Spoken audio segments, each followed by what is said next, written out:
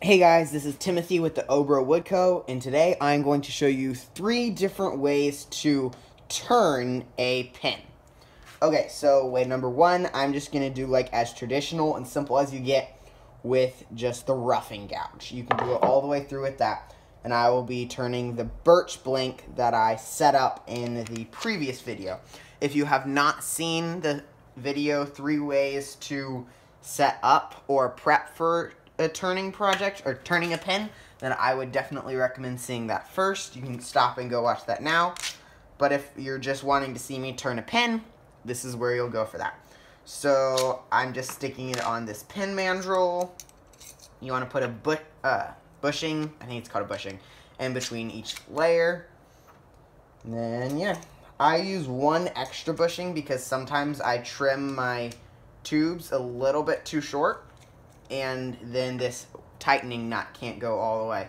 So it's nice to have that little bit of an extra wiggle room. Okay, so put that up, tighten it on.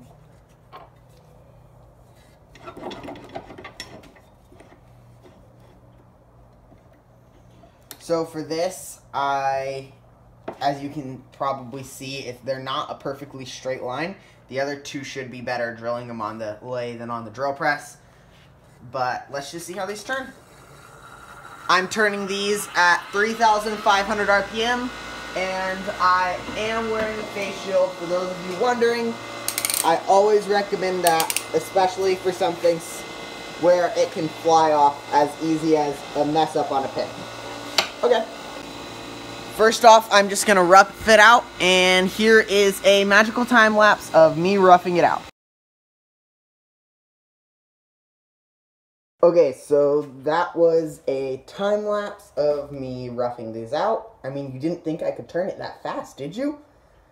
But anyway, these are almost perfect cylinders. There's a little bit of a flat spot here and a flat spot here, just because since I drilled it by hand, I just messed up. So here, let me lower this a little bit. You can kind of see that.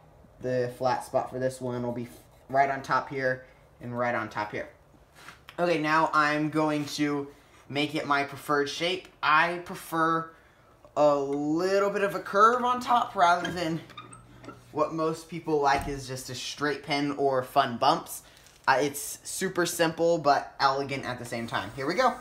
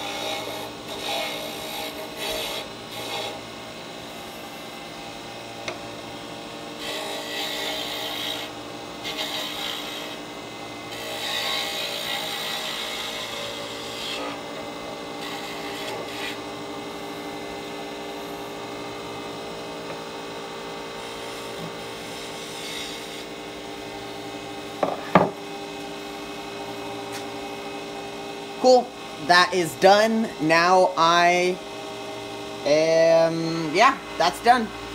You can see me finish this pin in part 3, which I will probably release in a day or 2. And so sanding, finishing, and putting the pin together.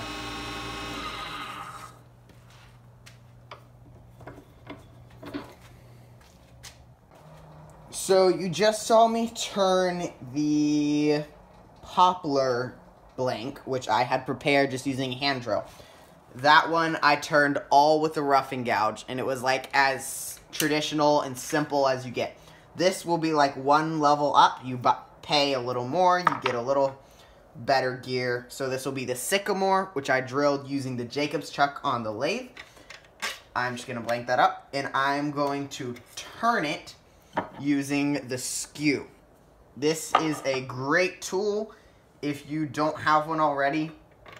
Out of all of the traditional tools I have, I use this one the most. It's just all around a super well-balanced tool, and you can get the smoothest finishes out of, I don't know, all the tools I have, I think. Maybe not the carbides, but those are kind of in their own category. So same thing, I'm going to turn this as fast as the lathe goes, 3,500 RPMs. I'm just going to use the skew instead with this one. I'm going to do the same shape and everything, so really the only change is the wood, the way I drilled it, and the tool. Okay, time for another time lapse. Now they are perfectly rounded, and I'm just going to go shape them again. I'm going to use the same shape as I did the other ones. This is what the other one shape turned out like, and I am super happy with that. It's got a nice, subtle curve, and yeah, that's just what I'm going for with these.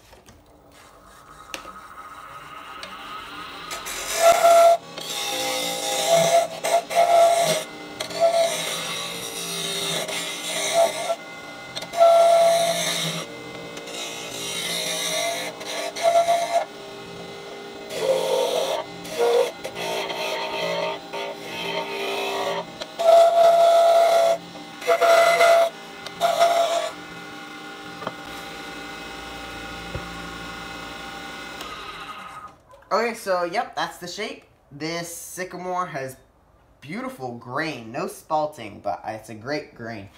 I really think I am going to blowtorch this. I've been learning more about blowtorching, so maybe I won't overdo it this time. Now, yeah, that's it. Similarly to the other one, I will finish these in the next video, which I plan on releasing in another day or two. The last two I finished using a roughing gouge and a skew. For this one, I'm going to go all fancy and use a circle carbide cutting tool.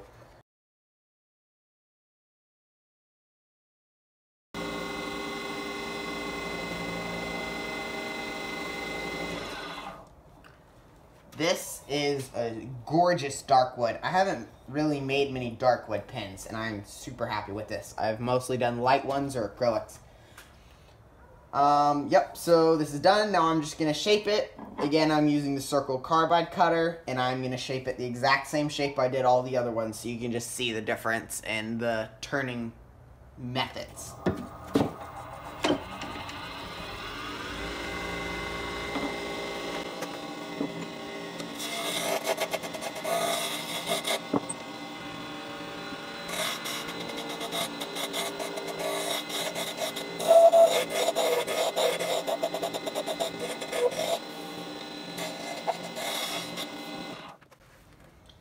There it is.